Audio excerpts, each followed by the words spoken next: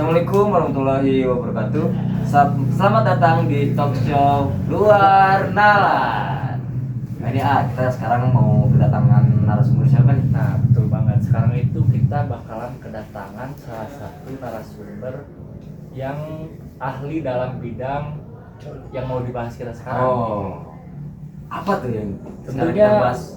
mungkin pembahasan ini agak sedikit menarik. Menarik ya, menarik. Menarik karena dilihat dari zaman sekarang, khususnya anak-anak sekolah Betul. yang banyak kecanduan. Wah, kecanduan apa Tanda tuh? kutip ini kecanduan. Kecanduan ya. Kecanduan dalam mungkin kita melihatnya itu hal yang negatif ya. Hal yang negatif, dan tentunya kita sekarang bakalan tanya-tanya kepada pakar ya. Pakar dari pembahasan kita sekarang. Tentunya ini pembahasannya bakalan seru, jadi tonton sampai selesai. Jadi siapa nih untuk mungkin penonton Ini udah gak sabar ya penontonnya. Gak sabar ya. Narasumber kita sekarang. Iya, narasumber kita sangat-sangat spesial buat hari ini. Spesial. Mungkin udah gak asing. Iya, juga udah ya. gak asing Udah ya. gak asing juga nih. Oke, mau kita sebutkan saja. Boleh. Kita panggilkan Kan? Dokter Agus. Iya, ini dia Dokter Agus. Silakan Pak Agus. Ya, selamat siang Dokter Agus. Ya, gimana kabarnya Pak Agus? Alhamdulillah baik. Perjalanan aman sampai ke studio ini? Sepanjang ini aman. Aman. Nah, untuk pembahasan kali ini nih Pak Agus, gimana tanggapan Pak Agus ada di sini nih? Untuk pembahasan kita sekarang. Cukup kaget juga ya, karena sebenarnya saya juga di sini baru pertama kali lah dapat panggilan kayak gini nih. Nah, ini juga menarik lah buat dibahas juga. Ini juga buat edukasi buat anak-anak muda zaman sekarang. Betul. Zaman sekarang ini kan serba simpel juga ya, apalagi di serba digital yang dimana link-link yang gak jelas itu gampang untuk kita cari, gampang untuk kita akses, sampai-sampai yang akan kita bahas sekarang itu sangat sensitif banget lah. Betul. Seperti seseorang yang kecanduan film porno. PMO. Udah agak penasaran dah. PMO gitu. Jadi pembahasan kita sekarang itu PMO. Nah, mungkin orang tua di rumah yang lagi menyaksikan ini boleh disimak baik-baik. Disimak karena baik-baik. kita bakalan dapat ilmu dari Kang Agus ini ya. Kang Agus, lanjut ke pertanyaan yang pertama nih Kang Agus. Apa sih itu PMO? Menurut saya pribadi ya, PMO itu adalah seseorang yang dimana seorang itu memuaskan diri mereka untuk melakukan hal-hal yang mungkin negatif juga ya, seperti ya memuaskan nafsu mereka gitu dengan cara menonton video porno, yaitu terus dia itu apa ya, langsung mempraktekannya tapi dengan sendiri lah gitu, jadi gak perlu mandiri. Mandiri ya. Gak perlu melakukan Jadi dengan tidak ada orang lain. bantuan orang lain. Iya, itu dia memuaskan diri dia supaya dia itu puas aja gitu. Iya. Sebenarnya dalam PMO juga ada sisi baik dan buruknya juga sebenarnya. Nah, yang dimana seseorang itu ya, sepengetahuan saya, PMO itu sebenarnya wajar. Semua orang pasti juga pernah melakukannya. Cuman kalau berlebihan itu sangat tidak baik sekali.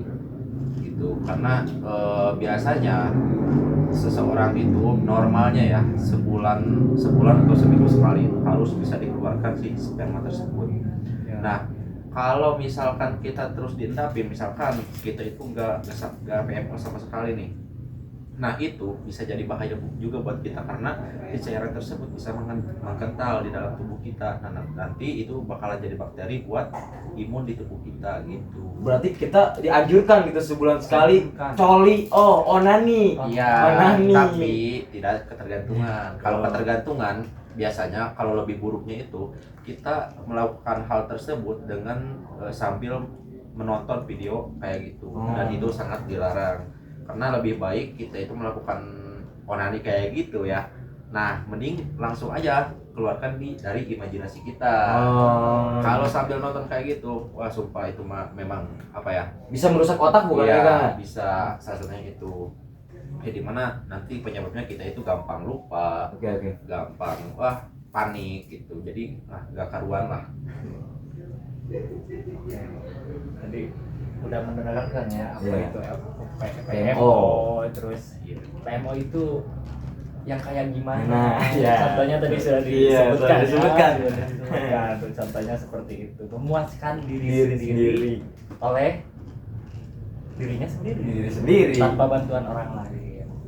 Nah, lanjut ke pertanyaan kedua nih. Mengapa sih PMO itu bisa menyebabkan kecanduan? Ada faktornya nggak? Oke, yang pertama itu biasanya kehasrat kita sendiri. Soalnya kita semua tahu bahwa melakukan hal yang seperti itu adalah suatu kenikmatan. Oke. Cuman yang jadi salahnya itu kita menikmati yang kenikmatan itu lewat orang lain, seperti kita nonton video porno. Orang lain yang melakukan, kita yang menikmati. Seperti iya. itu yang menurut saya itu kurang lah gitu. Lebih baik kita itu langsung ke pasangan kita sendiri, karena kalau misalkan kita kecanduan PMO dengan cara melihat orang lain, itu dampak ke kitanya itu bakal lebih jelek. Seperti yang tadi yang sudah saya katakan, bahwa hilang gampang lupa ataupun gampang keringetan dari tangan kayak gitu, itu bisa jadi salah satu penyebab kita itu kecanduan PMO kayak gitu. Karena angka baiknya kalau kita mau memuaskan nafsu kita itu ya langsung ke pasangan kita aja, jangan jadi di nafsu. Tapi bentar nih Kang, pasangan itu yang pasangan yang udah halal kan ya? Iya, iya, udah halal. Itu yang paling wajib tuh. Halal guys. Jadi Ya. buat kalian yang masih belum halal, ini jangan sampai melakukan hal seperti itu. Ya, Nggak baik. Tidak baik dan tidak dianjurkan oleh agama. Tuh. Buat yang agama Islam. Islam. Mungkin dari agama lain juga sama. Sama. Dilarang. karena kalau menurut pandangan Islam itu soal PMO itu sangat dilarang. Betul, iya. Sangat dilarang.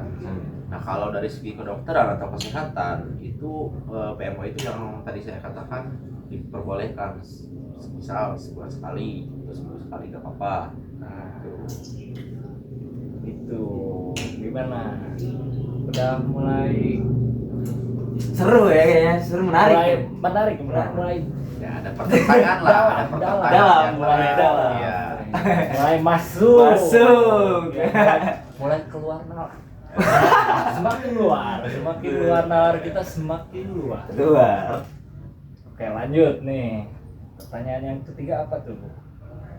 Nah, kan tadi Kang Romi ya sudah menanyakan pertanyaan-pertanyaan udah 2 kali nih. Sekarang saya nih yang menanyakan kepada Kang Agus. Kang Agus. Iya, Kang Agus. Nah, apa dampak negatif PMO? Dampaknya? Dampak negatif ya. Ini dulu pernah saya alamin ya pas waktu 2011. Dulu itu saya jujur pernah mengalami hal tersebut, yang dimana itu tuh sangat mengganggu buat saya.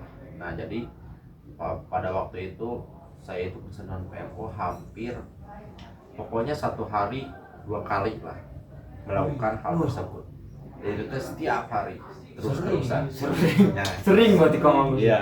Berarti Nah, pengalamannya Di luar nalar. sekarang mungkin Kang Agus sudah ini ya, udah sekarang sudah nggak Udah nggak. melakukan hal itu lagi lah.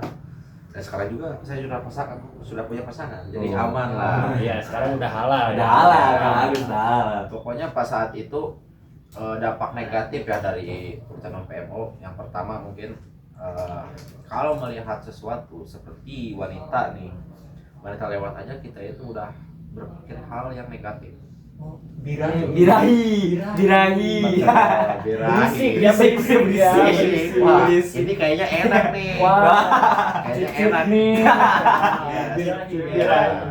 Kedua, mungkin kalau kita melakukan sesuatu, misalkan olahraga nih, melakukan rutinitas yang berat-berat, itu jujur kita itu gak kuat langsung, gak kuat. Jadi sampai badan kita juga gemetar karena kekurangan tenaga dalam diri kita. Misalkan karena si sperma tersebut itu jadi tenaga buat kita. Kalau misalkan itu terus dibuang, otomatis kalau misalkan kita melakukan kegiatan rutin itu bakal jadi lemes buat kita.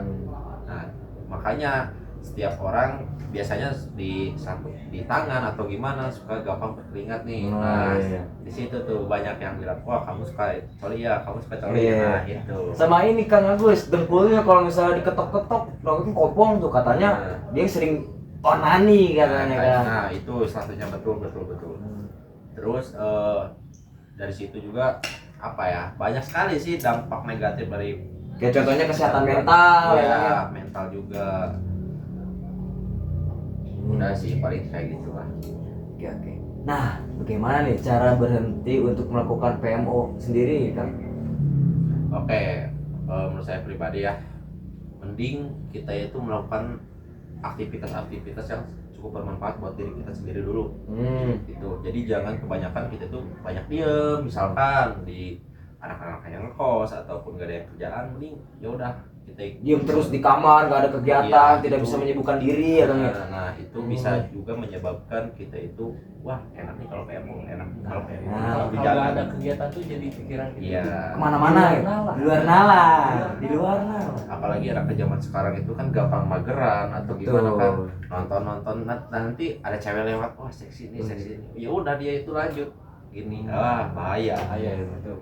Jadi kita itu melakukan kegiatan yang di luar lah gitu, yang lebih bermanfaat buat kita. Itu sih paling solusinya, banyakin kegiatan aja. Berarti buat orang tua di rumah ya, buat anak-anaknya tolong lebih diperhatikan lagi, karena kan sekarang media sosial semakin gampang untuk diekspos, semakin gampang juga mengalir kayak tauta atau link-link yang mungkin bisa menjebak seseorang buat masuk ke situs seperti itu. Apalagi Gen Z nih, jangan seringlah melakukan PMO. Yang kata Kang Agus itu yang sudah dibilang ya minimal sebulan sekali. Ya kalau bisa jangan gitu ya. Kalau bisa jangan. Agama ya jangan. Itu Kang Agus. Mungkin itu saja nih yang kita tanyakan hari ini Kang Agus ya. Terima kasih banget sudah banyak Kang Agus berkenan untuk datang ke podcast kami di podcast apa? Luar Nalar. Karena kita selalu menceritakannya itu bertanya-tanya di luar nalar.